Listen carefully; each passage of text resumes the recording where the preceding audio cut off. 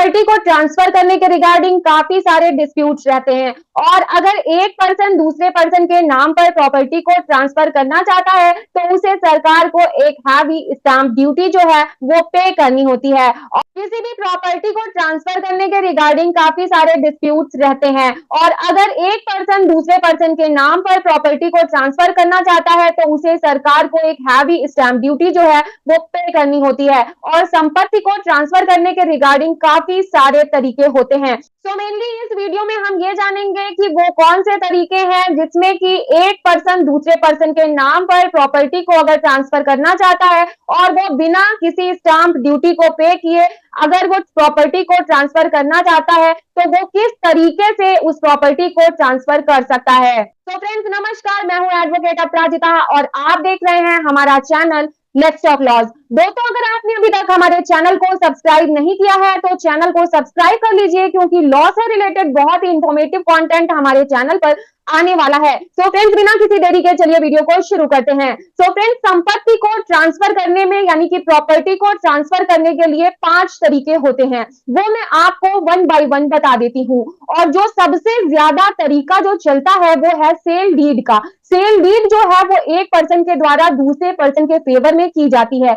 इसमें से एक होता है सेल करने वाला प्रॉपर्टी को और दूसरा होता है परचेज करने वाला। और जो परचेज करने वाला पर्सन होता है उसको सरकार को एक स्टाम्प ड्यूटी पे करनी होती है।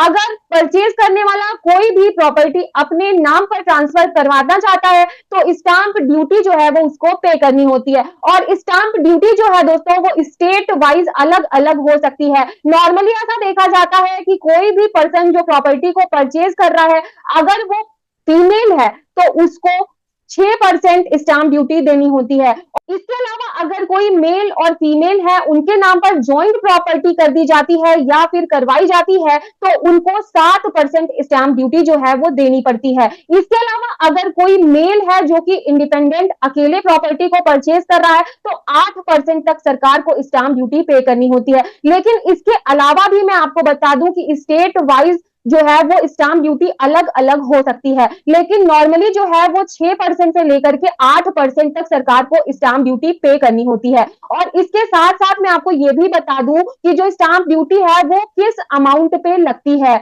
तो जो भी आपकी रजिस्ट्री की कीमत है उस कीमत पर आपको स्टाम्प ड्यूटी पे करनी होती है। 6%, 7% या फिर 8%। हर स्टेट में हर प्रॉपर्टी का अलग अलग सर्कल रेट होता है और एक मार्केट रेट होता है, कलेक्टर रेट होता है। लेकिन आप जितने भी अमाउंट में उस संपत्ति की रजिस्ट्री करवाना चाहते हैं तो आपको उस अमाउंट पर 6%, 7% या 8% के हिसाब से सरकार को स्टाम्प ड्यूटी पे करनी होती है। इसके साथ साथ मैं आपको बता दूं कि अगर आप कोई भी प्रॉपर्टी सेल डीड के थ्रू एक पर्सन से दूसरे पर्सन के नाम पर ट्रांसफर करते हैं तो यहाँ पर आपकी जो स्टाम्प ड्यूटी है वो एग्जेम्प्ट नहीं होने वाली है। तो अब मैं आपको वो तरीके बता देती हूँ जिससे कि आप स्टाम्प ड्यूटी को एग्जेम्प्ट करवा सकते हैं। दूसरा जो तरीका है वो है कि विल के थ्रू। विल के थ्रू भी कोई भी एक पर्सन दूसरे पर्सन को प्रॉपर्टी ट्रांसफर कर सकता है।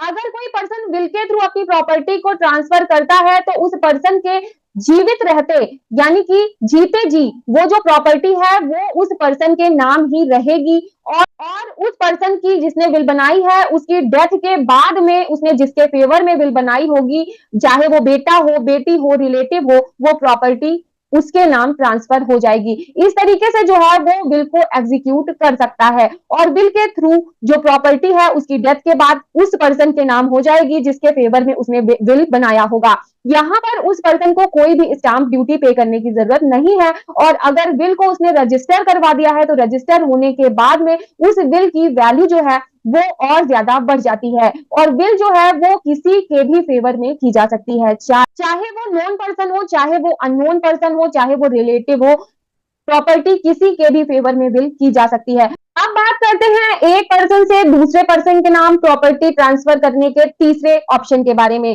दोस्तों तीसरा ऑप्शन जो है वो है फैमिली सेटलमेंट डीड के थ्रू। दोस्तों मैं आपको एडवाइस करूंगी कि आप फैमिली सेटलमेंट डीड जो है वो रिटर्न में तैयार करें और उसमें जितने भी प्रॉपर्टी के दावेदार हैं, जितने भी प्रॉपर्टी के शेयर होल्डर हैं, तो इसमें सभी की कंसेंट की रिक्वायरमेंट होती है और सभी फैमिली मेंबर जो हैं वो एक फैमिली सेटलमेंट डीड जो है वो तैयार करते हैं कि किसका कितना पोर्शन है। तो इस तरीके से अगर कोई भी फैमिली जो है वो सेटलमेंट डीड करती है और इस मोटिव से करती है कि फ्यूचर में कोई भी प्रॉपर्टी के रिगार्डिंग डिस्प्यूट अराइज ना हो, तो वो फैमिली सेटलमेंट डीड के थ्रू उस प्रॉपर्टी को अपने नाम पर ट्रांसफर करवा सकते हैं और इसमें उनको किसी भी तरीके की स्टैम्प ड्यूटी पे करने की जरूरत नहीं होती है। और प्रॉपर्टी को एक पर्सन से दूसरे पर्सन के नाम पर ट्रांसफर करने के लिए जो चौथा तरीका आता है वो आता है रिलिंक्विशमेंट डीड का। रिलिंक्विशमेंट डीड जो होती है वो एक ऐसी डीड होती है जो कि जॉइंट प्रॉपर्टी पर या फिर एंसेस्ट्रल प्रॉपर्टी पर एप्लीकेबल होती है। मान लीजिए कि कोई भी एक जॉइंट प्रॉपर्टी है, एक मकान है और उसके 4 दावेदार हैं, 4 शेयर होल्डर हैं और उसमें से 2 लड़के हैं और 2 लड़कियां हैं। नॉर्मली आपने देखा होगा कि लड़कियां जो हैं वो रिलिंक्विशमेंट डीड कर देती हैं अपने ब्रदर्स के नाम पर या फिर अपने एफिडेविट्स दे देती हैं, एनओसी दे देती हैं कि जो भी हमारी प्रॉपर्टी है वो प्रॉपर्टी अगर हमारे ब्रदर्स के नाम पर कर दी जाए तो हमें कोई भी ऑब्जेक्शन नहीं है। तो इस तरीके से रिलिंक्विशमेंट डीड तैयार कर दी जाती है। तो यहाँ पर रिलिंक्विशमेंट डीड भी एक अच्छा ऑप्शन है स्टैम्प ड्यूटी को बचाने का और प्रॉपर्टी को एक पर्सन से दूसरे पर्सन को ट्रांसफर करने के लिए। अब बात करते हैं फिफ्थ ऑप्शन के बारे में। फिफ्थ ऑप्शन जो है वो है गिफ्ट डीड का।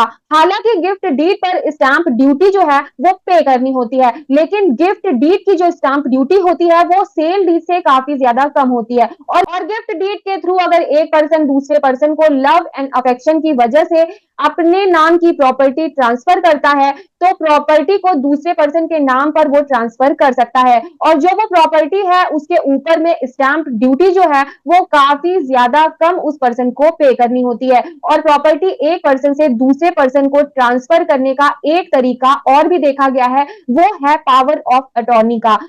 हालांकि जो पावर ऑफ अटॉर्नी है वो एक वैलिड तरीका नहीं है, क्योंकि पावर ऑफ अटॉर्नी से कोई भी प्रॉपर्टी का टाइटल जो है वो ट्रांसफर नहीं होता है और इसको एक वैलिड लीगल तरीका नहीं माना जाता। ये काफी सारी जजमेंट्स में सुप्रीम कोर्ट ने डिसाइड कर दिया है ऑलरेडी।